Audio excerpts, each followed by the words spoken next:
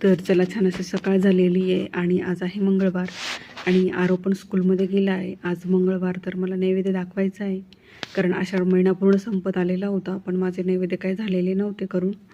तर म्हटलं आज शेवटचा मंगळवार आणि आता श्रावण पण सुरू होईल.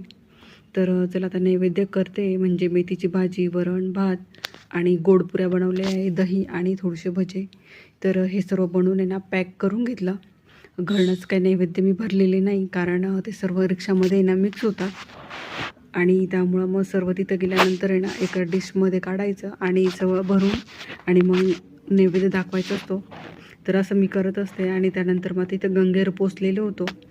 तर आता गंगेवर पोचल्यानंतर आहे ना पहिल्या नैवेद्य इथं गंगेला ठेवते आणि त्यानंतर मग पुढंच आहे ना थोडंसं देवीचं मंदिर आहे, तर तिथेही नैवेद्य ठेवायचा होता. तर गंगेला एक नैवेद्य ठेवला आणि त्यानंतर इथं ज्या 7 आसऱ्या असतात ना, तर त्यांच्यासाठी ते 7 नैवेद्य मी काढले आणि इथं ते डब्यामध्ये सर्व वरण भात वगैरे भाजी असं भरून आणलेलं होतं आणि ते सगळं ताटामध्ये काढलं आणि देवीलाही नैवेद्य दाखवला.